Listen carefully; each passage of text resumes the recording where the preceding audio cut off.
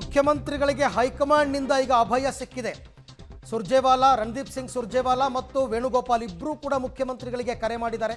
High command ನಿಮ್ಮ ಬೆಂಬಲಕ್ಕಿದೆ, ಸಮಸ್ತ ಸಚಿವರು ಶಾಸಕರು ಎಲ್ಲರ ಬೆಂಬಲವೂ ನಿಮ್ಮ ಪರವಾಗಿದೆ ಮತ್ತು ಪಕ್ಷ ಕೂಡ ನಿಮ್ಮ ಪರವಾಗಿ ನಿಲ್ಲುತ್ತೆ, ನೀವು ಧೈರ್ಯಗೆಡಬೇಡಿ ಅಂತ ಅವರಿಗೆ ಹೇಳಿದ್ದಾರೆ.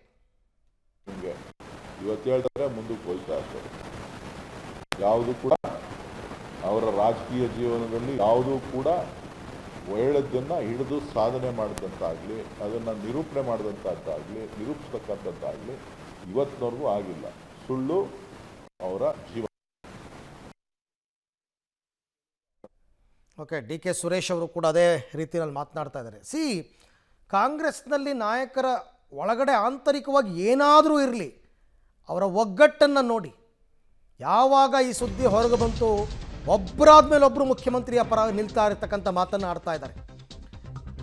ಇನ್ನು ಬಿಜೆಪಿ ಮತ್ತು JDSನವರು ರಾಜಭವನವನ್ನು ದುರುಪಯೋಗ ಮಾಡ್ತಾ ಇದ್ದಾರೆ, ಸರ್ಕಾರವನ್ನು ಹೆದರಿಸುವ, ಅಸ್ಥಿರಗೊಳಿಸುವ ಪ್ರಯತ್ನವನ್ನು ಮಾಡ್ತಾ ಇದ್ದಾರೆ ಅಂತ ಮತ್ತೊಬ್ಬರ ಮಾತು. ನ್ಯಾಯಾಲಯದಲ್ಲಿ ಇದ್ರ ಬಗ್ಗೆ ನಾವು ಫೈಟ್ ಮಾಡ್ತೀವಿ ಅಂತ CM ವಿರುದ್ಧ ಪ್ರಾಸಿಕ್ಯೂಷನ್ ರಾಜಕೀಯ ದುರುದ್ದೇಶ,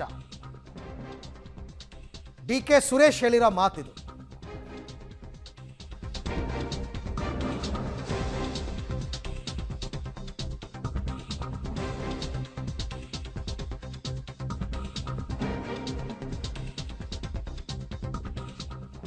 ರಾಜ್ಯಪಾಲರು ತಕ್ಷಣವೇ ಅನುಮತಿಯನ್ನು ವಾಪಸ್ ಪಡೆಯಬೇಕು ಅಂತ ಡಿ ಕೆ ಸುರೇಶ್ ಅವರು ಆಗ್ರಹಿಸಿದ್ದಾರೆ. ಬಿಜೆಪಿ ಮತ್ತು JDSನವರು ರಾಜಭವನವನ್ನು ದುರುಪಯೋಗಪಡಿಸ್ಕೊಳ್ತಾ ಇದ್ದಾರೆ ಅಂತ ಎಲ್ಲವೂ ಎಕ್ಸ್ಪೆಕ್ಟೆಡ್ ಅಂಡ್ ನಿರೀಕ್ಷಿತ ಮಾತುಗಳೇ ಬರ್ತಾ ಇರೋದು. ಇದೆಲ್ಲವೂ ಕೂಡ ಯಾರು ವಿರೋಧ ಪಕ್ಷದಲ್ಲೇ ಇರಲಿ, ಅದು BJPಯವರಾಗಿರಲಿ, ಕಾಂಗ್ರೆಸ್ ಅವರಾಗಿರಲಿ, JDS ಅವರಾಗಿರಲಿ, ವಿರೋಧ ಪಕ್ಷದಲ್ಲಿದ್ದಾಗ ಈ ಮಾತು ಸಹಜ. ಇದೇ ಡೈಲಾಗ್ಗಳನ್ನೇ ಕಾಂಗ್ರೆಸ್ ಅವರು ಹೊಡೆದಿದ್ದರು, ಈಗ BJPಯವರು ಅದೇ ರೀತಿ ಹೊಡಿತಾ ಇದ್ದಾರೆ. ಬಟ್ ಆಗಬೇಕಾಗಿರೋ ಕೆಲಸ ಏನು ಅಂತಕ್ಕಂಥದ್ದನ್ನು ಯಾರೂ ಮಾತಾಡ್ತಾ ಇಲ್ಲ. ರಾಜ್ಯಪಾಲರು ತಮ್ಮ ಅಧಿಕಾರಾವಧಿಯನ್ನು ಬಳಸಿ ಈಗ ಪ್ರಾಸಿಕ್ಯೂಷನ್ಗೆ ಅನುಮತಿ ಕೊಟ್ಟಿದ್ದಾರೆ. ಕಾನೂನಾತ್ಮಕವಾಗಿ ಹೋರಾಟ ಮಾಡ್ತೀವಿ ಅನ್ನೋದಾದರೆ ಹೋರಾಟ ಮಾಡಲಿ, ಮಾಡಬೇಕಾಗತ್ತೆ. ರಾಜೀನಾಮೆ ಕೊಡಲ್ಲ, ಅದು ಅವರವರ ವಿವೇಚನೆಗೆ ಬಿಟ್ಟಂತಹ ವಿಚಾರ. ನೈತಿಕತೆ, ಮೊರಾಲಿಟಿ ಅಂತಕ್ಕಂಥದ್ದು ಬರುತ್ತಲ್ವಾ, ಅದು ಬಂದಾಗ ಏನು ಎತ್ತ ಅಂತ ನೋಡಬೇಕು. ಇನ್ನು ರಾಜಭವನಕ್ಕೆ DCM ನೇತೃತ್ವದಲ್ಲಿ ನಿಯೋಗ ಹೋಗುತ್ತೆ ಅಂತ ತೀರ್ಮಾನ ಆಗಿದೆ. ಮಧ್ಯಾಹ್ನ 12:30ಕ್ಕೆ ಭೇಟಿ ನೀಡ್ತಾರಂತೆ DK ಶಿವಕುಮಾರ್ ನಿಯೋಗ. ಅದಕ್ಕೋಸ್ಕರನೇ DCM ಅನ್ನು ಇವಾಗ ಇಮಿಡಿಯೇಟಾಗಿ ಅಲ್ಲ ಕರೆಸಿದ್ದು ಮುಖ್ಯಮಂತ್ರಿಗಳ ನಿವಾಸಕ್ಕೆ. ಅಲ್ಲಿ ಶರಣಪ್ರಕಾಶ್ ಪಾಟೀಲ್, ಭೈರತಿ ಸುರೇಶ್, ಪ್ರಿಯಾಂಕ್ ಖರ್ಗೆ ಎಲ್ಲ ಸೇರಿ ಒಂದು ತೀರ್ಮಾನ ತಗೊಂಡಿದ್ದಾರೆ. ರಾಜಭವನಕ್ಕೆ DCM ನೇತೃತ್ವದಲ್ಲಿ ನಿಯೋಗ. ಇವ್ರು ಹೋಗಿ ಏನು ಮಾಡ್ತಾರೆ ಅಂತ ಹೇಳ್ತೀನಿ. ರಾಜ್ಯಪಾಲರು ಕೊಟ್ಟಿರುವ ಪ್ರಾಸಿಕ್ಯೂಷನ್ನ ಅನುಮತಿಯನ್ನು ವಾಪಸ್ ಪಡೀರಿ ಅಂತ ಮನವಿ ಮಾಡ್ಕೋತಾರೆ. ಕಾಂಗ್ರೆಸ್ನ ನಿಯೋಗ ಇವತ್ತು ಭೇಟಿ ಕೊಡ್ತಾ ಇದೆ. ಗೊತ್ತಿಲ್ಲ ಯಾರ್ಯಾರು ನಾಯಕರನ್ನ ಇವರು ಆಯ್ಕೆ ಮಾಡಿಕೊಂಡು ಬಹುತೇಕ ಹಿರಿಯ ನಾಯಕರನ್ನು, ಹಿರಿಯ ಸಚಿವರನ್ನೆಲ್ಲ ಕಳಿಸ್ಕೊಡ್ತಾರೆ. ಮುಖ್ಯಮಂತ್ರಿಗಳು ಹೋಗಲ್ಲ. ಈ ಬಗ್ಗೆ ಮತ್ತಷ್ಟು ಮಾಹಿತಿ ನನ್ನ ಕೊಲೀಗ್ ರವೀಶ್ ಅವರಿಂದ ಪಡ್ಕೊಳ್ಳೋಣ. ರವೀಶ್, ಈಗ ಕಾಂಗ್ರೆಸ್ನ ನಿಯೋಗ ರಾಜ್ಯಪಾಲರನ್ನ ಭೇಟಿ ಆಗ್ತಿರ್ತಕ್ಕಂಥದ್ದು ಯಾವ ಉದ್ದೇಶಕ್ಕೆ, ಏನು ಮನವಿಯನ್ನು ಮಾಡ್ತಾರೆ? ಅರವಿಂದ್, ಪ್ರಮುಖವಾಗಿರ್ತಕ್ಕಂಥದ್ದು ಪ್ರಾಸಿಕ್ಯೂಷನ್ಗೆ ನಿನ್ನೆ ಸಹಿ ಹಾಕುವಂತ ಸಂದರ್ಭದಲ್ಲಿ ರಾಜ್ಯಪಾಲರು ಏನೆಲ್ಲ ಅಂಶಗಳನ್ನ ಉಲ್ಲೇಖ ಮಾಡಿದಾರೋ ಅದನ್ನ ಒಂದ್ ರೀತಿಯಲ್ಲಿ ಪುನರ್ ಪರಿಶೀಲನೆಯನ್ನು ಮಾಡಬೇಕು ಅನ್ನೋದ್ರ ಬಗ್ಗೆ ಕೂಡ ಒಂದ್ ರೀತಿಯಲ್ಲಿ ಮನವಿ ಮಾಡ್ಕೊಳ್ಳೋರಿದ್ದಾರೆ. ಜೊತೆಗೆ ಇದನ್ನು ರಾಜಕೀಯ ಪ್ರೇರಿತ ಆರೋಪ ಅಂತಾನು ಕೂಡ ಕಾಂಗ್ರೆಸ್ನ ಹೈಕಮಾಂಡ್ ಇಂದ ಹಿಡಿದು ಇಲ್ಲಿನ ನಾಯಕರ ತನಕವೂ ಕೂಡ ಒಂದ್ ರೀತಿಯಲ್ಲಿ ಪ್ರಾಸಿಕ್ಯೂಷನ್ಗೆ ಕೂಡ ಮೊದಲೇ ಮಾತನಾಡಿದ್ರು. ಹಾಗಾಗಿ ಅದನ್ನೇ ಕ್ಲೈಮ್ ಮಾಡುವಂತಹ ಸಾಧ್ಯತೆಯೂ ಕೂಡ ಇದೆ. ಈಗಾಗಲೇ ಮುಖ್ಯಮಂತ್ರಿಯವರ ನೇತೃತ್ವದಲ್ಲಿ ನಡೆದಂತಹ ಸಭೆಯಲ್ಲೂ ಕೂಡ ಆ ಒಂದು ತೀರ್ಮಾನವನ್ನು ತೆಗೆದುಕೊಳ್ಳೋದಾಗಿದೆ. ಮತ್ತೆ AICC ಡೈರೆಕ್ಷನ್ ಕೂಡ ಇರ್ತಕ್ಕಂಥದ್ದು. ಅಂದ್ರೆ ರಾಜ್ಯವ್ಯಾಪಿ ಎಲ್ಲರೂ ಕೂಡ ಹೋರಾಟವನ್ನ ರಾಜ್ಯಪಾಲ ನಿರ್ಣಯದ ವಿರುದ್ಧ ಮಾಡಬೇಕು ಅನ್ನೋ ಸೂಚನೆ ಬಂದಿದೆ. ಹಾಗಾಗಿ ಒಂದ್ ರೀತಿಯಲ್ಲಿ ಪ್ರತಿಭಟನಾತ್ಮಕವಾಗಿ ಅವರಿಗೆ ಒಂದ್ ರೀತಿಯಲ್ಲಿ ನೀವು ಮಾಡಿದ್ದು ಸರಿ ಇಲ್ಲ ಅನ್ನೋದನ್ನ ಕೂಡ ಸಲ್ಲಿಸೋದು ಒಂದ್ ಕಡೆ ಆದ್ರೆ, ಇನ್ನೊಂದ್ ಕಡೆ ರಾಜಕೀಯವಾಗಿ ಕೂಡ ಒಂದ್ ರೀತಿಯಲ್ಲಿ ಹೋರಾಟ ಮಾಡೋದಕ್ಕೆ ಕಾಂಗ್ರೆಸ್ ಸಜ್ಜಾಗಿದೆ. ಆ ಕಾರಣಕ್ಕೋಸ್ಕರವಾಗಿ DCM DK ಶಿವಕುಮಾರ್ ಅವರ ನೇತೃತ್ವದಲ್ಲಿ 12:30 ರಾಜಭವನಕ್ಕೆ ಭೇಟಿಯನ್ನು ಕೂಡ ಕೊಡ್ತಾರೆ. ಈ ಸಂದರ್ಭದಲ್ಲಿ ರಾಜ್ಯಪಾಲರನ್ನು ಕೂಡ ಭೇಟಿಯಾಗಿ ಒಂದು ಮನವಿಯನ್ನ ಸಲ್ಲಿಸೋದಕ್ಕೆ ಈಗಾಗಲೇ ಪ್ಲಾನ್ ಮಾಡ್ಕೊಂಡಿದ್ದಾರೆ. ಇನ್ನುಳಿದಂತೆ ಸಂಜೆ ಕರೆದಿರ್ತಕ್ಕಂಥ ವಿಶೇಷ ಸಚಿವ ಸಂಪುಟ ಸಭೆ ಏನಿತ್ತು ಅದನ್ನು ಕೂಡ ರದ್ದು ಮಾಡಿರ್ತಕ್ಕಂಥದ್ದು. ಅದು AICC ಡೈರೆಕ್ಷನ್ ಇಂದ ಬಂದಿರತಕ್ಕಂಥದ್ದು. ಅಂದ್ರೆ ಮತ್ತೊಂದು ನಿರ್ಣಯವನ್ನ ರಾಜ್ಯಪಾಲರ ವಿರುದ್ಧ ತೆಗೆದುಕೊಳ್ಳೋದಕ್ಕೆ ಆಗೋದಿಲ್ವಾ ಏನು ಅನ್ನೋದ್ರ ಬಗ್ಗೆ ಕೂಡ ಕಾನೂನು ಪಂಡಿತರ ಜೊತೆ ಇನ್ನೂ ಕೂಡ ಸಮಾಲೋಚನೆಯನ್ನು ಕೂಡ ನಡೆಸ್ತಾ ಇದ್ದಾರೆ. ಯಾಕೆಂದ್ರೆ ಈಗಾಗಲೇ ಒಂದು ನಿರ್ಣಯವನ್ನು ಕೂಡ ತೆಗೆದುಕೊಂಡಿದ್ದಾರೆ. ಆ ನಿರ್ಣಯದ ವಿರುದ್ಧವೇ ರಾಜ್ಯಪಾಲರು ಒಂದ್ ರೀತಿಯಲ್ಲಿ ಸವಿವರವಾಗಿ ಒಂದ್ ರೀತಿಯಲ್ಲಿ ಅವರು ಕೊಟ್ಟಂತ ಪ್ರಾಸಿಕ್ಯೂಷನ್ಗೆ ಅನುಮತಿ ಕೊಟ್ಟಂತ ಲೆಟರ್ ಕೂಡ ಬರೆದಿದ್ದಾರೆ.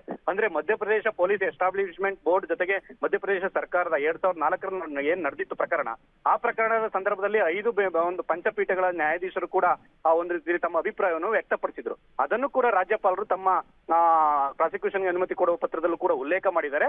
ಅಂದ್ರೆ ಕ್ಯಾಬಿನೆಟ್ ನ ಸಲಹೆಯನ್ನು ಕೂಡ ಒಪ್ಪಬೇಕಾದಂತಿಲ್ಲ ಅನ್ನೋದು ಕೂಡ ಈಗ ಅಭಿಪ್ರಾಯ ಆಗಿರ್ತಕ್ಕಂಥದ್ದು. ಅಂದ್ರೆ ಕಾನೂನಿನ ಮುರಿಯೋದಕ್ಕೆ ಹೊರಟಂತಹ ಸಂದರ್ಭದಲ್ಲಿ ರಾಜ್ಯಪಾಲರು ತಮ್ಮ ವಿವೇಚನಾಧಿಕಾರವನ್ನ ಬಳಸಬಹುದು ಅನ್ನೋದನ್ನು ಕೂಡ ಅಲ್ಲಿ ಒತ್ತಿ ಹೇಳಿದ್ದಾರೆ. ಆ ಕಾರಣಕ್ಕೋಸ್ಕರವಾಗಿ ಈಗ ರಾಜ್ಯಪಾಲರ ವಿರುದ್ಧ ಮತ್ತೊಂದು ನಿರ್ಣಯ ತೆಗೆದುಕೊಳ್ಳೋದಕ್ಕೆ ಬರುತ್ತಾ ಅನ್ನೋದ್ರ ಬಗ್ಗೆ ಕೂಡ ಇನ್ನೂ ಸಮಾಲೋಚನೆಯಲ್ಲಿ ಇರ್ತಕ್ಕಂಥದ್ದು. ಈ ನಡುವೆ ರಾಜ್ಯಪಾಲರನ್ನ ಭೇಟಿಯಾಗಿ ಒಂದು ಪ್ರತಿಭಟನಾತ್ಮಕವಾಗಿ ಒಂದು ಇದನ್ನು ಕೂಡ ಕ್ಲೈಮ್ ಮಾಡುವಂತದ್ದು, ಜೊತೆಗೆ ಇನ್ನೊಂದ್ ಕಡೆ ರಾಜ್ಯಪಾಲರಿಗೆ ಮತ್ತೊಮ್ಮೆ ಪುನರ್ಪರಿಶೀಲಿಸುವಂತದ್ದು ಕೂಡ ಎರಡೂ ಕೂಡ ಈ ಒಂದು ರಾಜ್ಯಪಾಲರ ಭೇಟಿಯ ಸಂದರ್ಭದಲ್ಲಿ ಆಗತ್ತೆ. ಅರವಿಂದ್, ರವೀಶ್ ಹಾಗೆ ಸಂಪರ್ಕದಲ್ಲಿರಿ, ಮತ್ತೆ ನಿಮ್ಮನ್ನ ನಾನು ಮಾತನಾಡಿಸ್ತೀನಿ. ಒಟ್ಟಾರೆ ಕಾಂಗ್ರೆಸ್ನವರು ಸರ್ವ ಪ್ರಯತ್ನಗಳನ್ನು ಮಾಡ್ತಾ ಇದ್ದಾರೆ. ಆದರೆ ಸಂಜೆಯ ವಿಶೇಷ ಕ್ಯಾಬಿನೆಟ್ ಏನು ಕರೆದಿದ್ರು 5 ಗಂಟೆಗೆ ರದ್ದಾಗಿದೆ. ಹೈಕಮಾಂಡ್ ನಾಯಕರು ಸಂಜೆ ಬೆಂಗಳೂರಿಗೆ ಆಗಮಿಸ್ತಾ ಇದ್ದಾರೆ ಇವತ್ತು. ಈ ಹಿನ್ನೆಲೆಯಲ್ಲಿ ಸಂಜೆ ಹೈಕಮಾಂಡ್ ನಾಯಕರ ಜೊತೆ ಮುಂದಿನ ನಿರ್ಧಾರಕ್ಕೆ ಚರ್ಚೆಯನ್ನು ಮಾಡ್ತಾರೆ. ಹಾಗಾಗಿ ಕ್ಯಾಬಿನೆಟ್ ರದ್ದಾಗಿದೆ ಮತ್ತು ಕ್ಯಾಬಿನೆಟ್ನಲ್ಲಿ ಈಗಾಗಲೇ ನಿರ್ಣಯ ತಗೊಂಡಾಗಿದೆ. ಅದರ ವಿರುದ್ಧನೇ ಈಗ ಪ್ರಾಸಿಕ್ಯೂಷನ್ಗೆ ಅನುಮತಿ ಕೊಟ್ಟಿರೋದ್ರಿಂದ ಮತ್ತೊಮ್ಮೆ ನಿರ್ಣಯವನ್ನು ಅಂಗೀಕರಿಸೋಕ್ಕಾಗುತ್ತಾ ಅಂತ ಈ ಬಗ್ಗೆ ಮತ್ತಷ್ಟು ಮಾಹಿತಿ ನನ್ನ ಕೊಲೀಗ್ ರವೀಶ್ ಅವರಿಂದ ಪಡ್ಕೊಳ್ಳೋಣ. ರವೀಶ್, ಈಗ ಸಾಯಂಕಾಲ ನಡಿಬೇಕಾಗಿರ್ತಕ್ಕಂಥ ಕ್ಯಾಬಿನೆಟ್ ರದ್ದಾಗೋದಕ್ಕೆ ಹೈಕಮಾಂಡ್ ನಾಯಕರು ಬರ್ತಾ ಇರೋದೇ ಕಾರಣನ ಅಥವಾ ಟೆಕ್ನಿಕಲ್ ಪ್ರಾಬ್ಲಮ್ ಏನಾದರೂ ಈಗ ಶುರುವಾಗಿದೆಯಾ ಅಂತ? ಅರವಿಂದ್, ಖಂಡಿತವಾಗಿಯೂ ಕೂಡ ಈಗಾಗಲೇ ಕ್ಯಾಬಿನೆಟ್ ತೆಗೆದುಕೊಂಡಿರ್ತಕ್ಕಂಥ ನಿರ್ಣಯದ ವಿರುದ್ಧ ಒಂದು 3-4 ಅಂಶಗಳನ್ನ ರಾಜ್ಯಪಾಲರು ಒತ್ತಿ ಹೇಳಿದ್ದಾರೆ.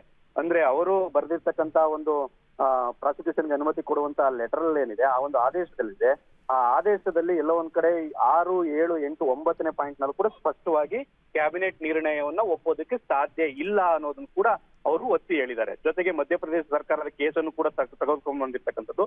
ಮೇಲ್ನೋಟಕ್ಕೆ ಆ ರೀತಿಯ ಬೆಳವಣಿಗೆಗಳು ನಡೀತಾ ಇದ್ರು ಕೂಡ ಅದನ್ನ ಅಧಿಕಾರ ದುರುಪಯೋಗ ಒಂದು ಬೇರೆ ಬೇರೆ ಕಾರಣಗಳಿಗೋಸ್ಕರವಾಗಿ ಕ್ಯಾಬಿನೆಟ್ ನಿರ್ಣಯ ತೆಗೆದುಕೊಂಡು ಬಂದಂತಹ ಸಂದರ್ಭದಲ್ಲಿ ರಾಜ್ಯಪಾಲರು ತಮ್ಮ ವಿವೇಚನಾಧಿಕಾರವನ್ನು ಕೂಡ ಬಳಸಬಹುದು ಅನ್ನೋದನ್ನು ಕೂಡ ಒತ್ತಿ ಹೇಳಿರ್ತಕ್ಕಂಥದ್ದು.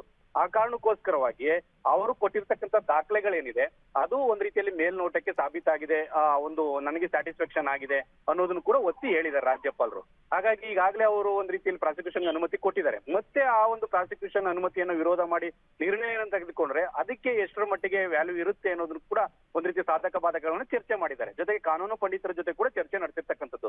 ಇನ್ನೊಂದೆಡೆ ಇಲ್ಲಿ ರಾಜ್ಯಪಾಲರ ನಿರ್ಣಯ ತೆಗೆದುಕೊಳ್ಳೋದು ಬದಲು ಪ್ರತಿಭಟನಾತ್ಮಕವಾಗಿ ಎಲ್ಲೋ ಒಂದ್ ಕಡೆ ಅವರಿಗೆ ಈ ಒಂದು ಇದನ್ನು ಕೂಡ ಮನವಿಯನ್ನ ಸಲ್ಲಿಸುವಂತ ಸಂದರ್ಭದಲ್ಲಿ ಅದು ರಾಜಕೀಯ ಒಂದು ರೀತಿಯಲ್ಲಿ ಹೋರಾಟಕ್ಕೂ ಕೂಡ ಇದಾಗುತ್ತೆ, ವೇದಿಕೆ ಆಗುತ್ತೆ. ಈ ಹಿನ್ನೆಲೆ ಅದನ್ನು ಮಾಡಿ.